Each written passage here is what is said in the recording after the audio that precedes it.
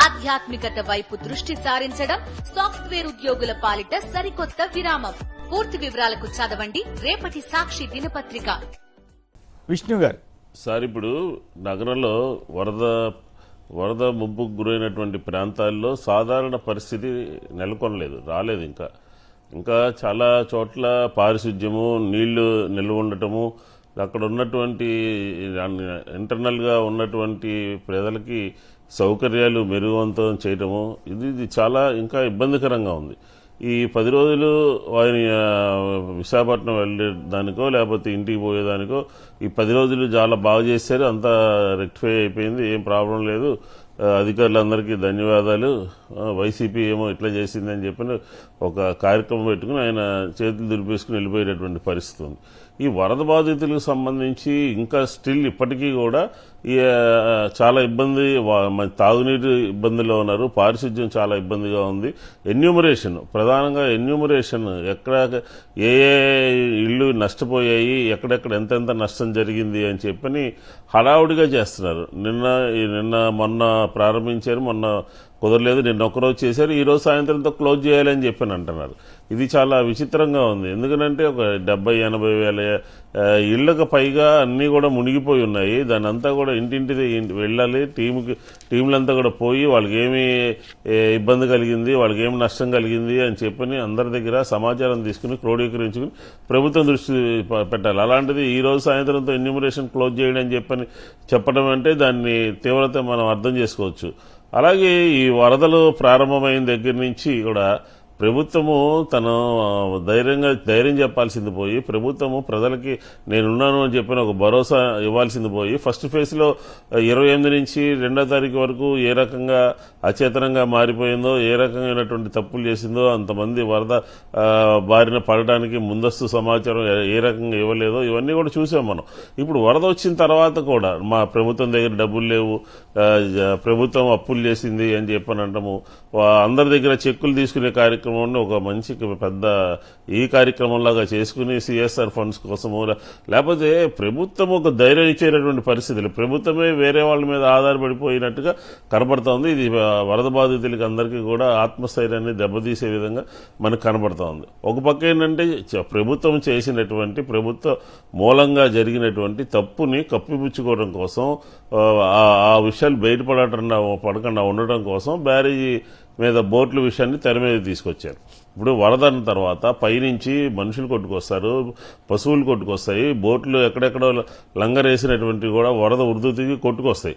అట్లా జరిగినటువంటి దాన్ని తన రాజకీయ అవసరాల కోసం, అంటే ఈ సందర్భంలో కూడా 40% కలిగినటువంటి వైఎస్ఆర్ కాంగ్రెస్ పార్టీని ప్రజల్ని మరి భవిష్యత్తు ఇప్పటికే 100 రోజుల పరిపాలనలో జరుగుతున్నటువంటి విషయాల మీద ప్రజల యొక్క అభిప్రాయం మారినట్టుగా కూడా ప్రభుత్వం గుర్తించినట్టు మనకు అర్థమవుతోంది. ఈ 40% కలిగినటువంటి పార్టీని సందర్భం వచ్చినప్పుడల్లా కూడా బదనాం చేయాలి, ప్రజల్లో దోషి కింద నిలబెట్టాలి. బోట్లకు సంబంధించింది పదే ప్రజలకు కావాల్సిన అవసరాల గురించి మానేశారు. 17 టన్నుల బరువు ఉంది, 30 టన్నుల బరువు ఉంది, గుద్దేవాళ్ళు 1,00,000 మంది జనాలు చనిపోయారు. జనాలు ఒక రకంగా భయపెట్టి నమ్మించేటటువంటి పరిస్థితికి మంత్రుల దగ్గర నుంచి ప్రభుత్వం అంతా కూడా, యంత్రాంగం అంతా కూడా ఆ పని మీదే ఉంది. నేను ఒకటే అడుగుతా ఉన్నాను, ఈ రోజు నిన్న వాళ్ళిద్దరి మీద కేసు నమోదు చేశారు. ఈ బోట్లకు సంబంధించినటువంటి వాళ్ళందరూ కూడా బార్న్ టీడీపీ గొల్లపూడి గ్రామంలో, అందులో ఒక అతను బీసీ సంబంధించినటువంటి సామాజిక వర్గానికి సంబంధించినటువంటి నేత. వాళ్ళకి ఏమీ తెలియకుండా తెలుగుదేశం వాళ్ళే ఆశ్చర్యపోతున్నారు. ఆ గొల్లపూడిలో ఏదో రాజకీయం ఇంత దౌర్భాగ్యంగా ఉంటుందా, ఇంత నీచంగా ఉంటుందా, తెలుగుదేశానికి సంబంధించిన వాళ్ళని పట్టుకెళ్లి వైసీపీ వాళ్ళని చెప్పి కేసు పెట్టి పంపించేటటువంటి దుస్థితికి దిగజారుతుందా అని ఎవరైతే స్ట్రాంగ్ టీడీపీగా అనేక సంవత్సరాలుగా గ్రామంలో ఉన్నారో వారందరూ కూడా ఆశ్చర్యపోతా ఉన్నారు. ఇది ఎక్కడ సంబంధించినటువంటి పద్ధతి అని చెప్పండి. వాళ్ళ అక్కడ లోకల్లో ఉన్నటువంటి వాళ్ళందరూ వాళ్ళ అధిష్టానానికి దగ్గర కూడా కంప్లైంట్ చేసినట్టున్నారు. తెలుగుదేశం వాళ్ళ మీద అన్యాయంగా వైసీపీ అని చెప్పని కేసు పెట్టారు. ఇది యాదృశ్యంగా జరిగినటువంటి సంఘటన అని చెప్పండి. కాబట్టి ఏంటంటే అది ఇందాక గోపి గారు అన్నట్టు అధికారంలో ఉన్నప్పుడేమో పడవను అడ్డం పెట్టి ఇల్లు ముంచడానికి చూశారని చెప్పినేమో అప్పుడు వాదించారు.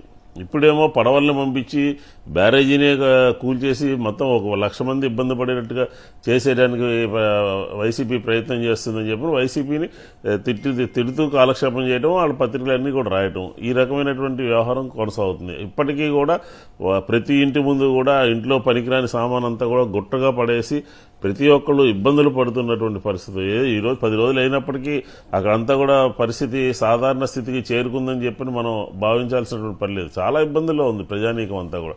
దానికి తగ్గట్టుగా 5-6 వేల మంది బయట ప్రాంతాల నుంచి పారిశుద్ధ్య కార్మికులు వచ్చారు అని చెప్తున్నారు. ఆ పారిశుద్ధ్య కార్మికులు ఎవరెవరు ఏ డివిజన్లో ఏ క్లస్టర్లో ఏ సచివాలయం పరిధిలో పనిచేయాలని ఒక డైరెక్షన్ లేకుండా ఇప్పటికీ కూడా పారిశుద్ధ్యం కోసం ప్రజలందరూ కూడా ఎదురు చూస్తూ ఉన్నారు. అలాగే ప్రజా ఆరోగ్యం కోసం క్యాంపులు పెట్టాలి.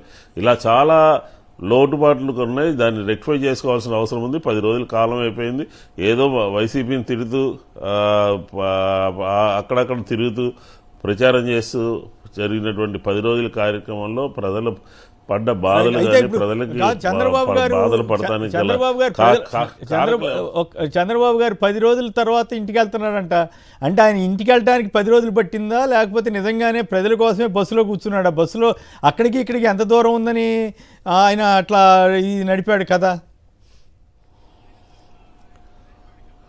సార్. ఇప్పుడు వాళ్ళు ఏంటంటే అధికారులు చెప్పారు, ఇలాగా మన ఇల్లు కూడా మునిగిపోతుందండి, వెళ్ళడానికి లేదు, డేంజరస్ సిచ్యుయేషన్ అని చెప్పని అప్పటికప్పుడు ఫ్లైట్ ఫిరాయించారు.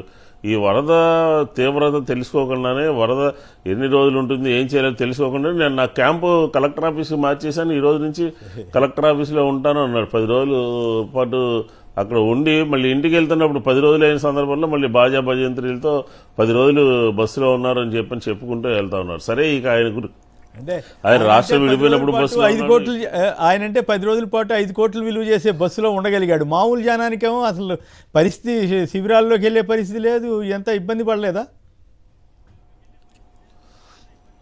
ఆ బస్సు అంటే ప్రతి ఒక్కళ్ళు ఏమనుకుంటారు అంటే డొక్కు బస్సులో ఉన్నారేమో అని అనుకుంటారు. అది డొక్కు బస్సు కాదు.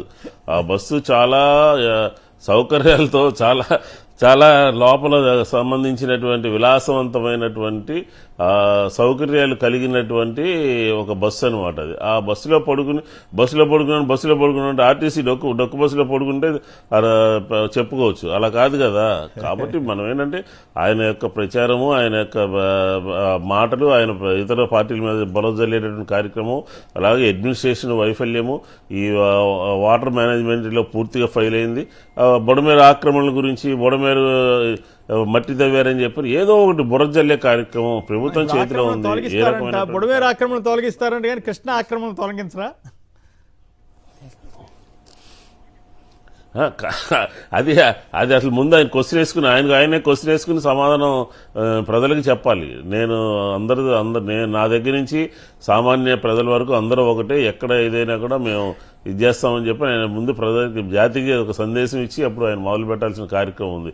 కాబట్టి అక్కడ ఈ బుడమేరు వ్యవహారంలో జరిగినటువంటి కార్యక్రమము, జరిగినటువంటి తప్పు, ప్రాథమికంగా జరిగినటువంటి తప్పుని మసిపూసి మారేడికాయ చేసి బోటని, లేకపోతే ఆక్రమణలని, లేకపోతే మట్టి తవ్వారని, వైసీపీ చేసిందని, ఇట్లా రకరకాలుగా బుర్రజల్లే కార్యక్రమం చేస్తున్నారు తప్ప అసలు ఎందుకు జరిగింది, ఈ పని ఎందుకు జరిగింది, దీని మీద పూర్తి స్థాయిలో త్రిసభ్య కమిటీ ఎంక్వైరీ చేస్తున్నాము.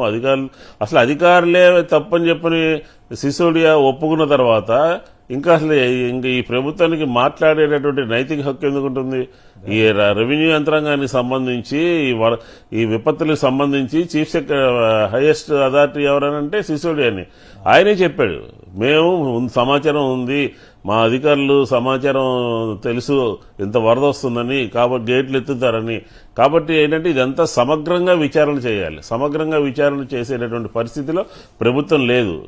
2 లక్షల మంది వరద బాధితులుగా తయారైనా, ఇబ్బందులు పడ్డా, హాహాకారాలు పెట్టినా అవన్నీ కూడా ఈయన యొక్క మాటల మూలంగా, ఈయన పత్రికల్లో వచ్చినటువంటి వార్తల మూలంగా వాళ్ళందరూ కూడా హ్యాపీ అయిపోయినట్టుగా ఫీల్ అయిపోతూ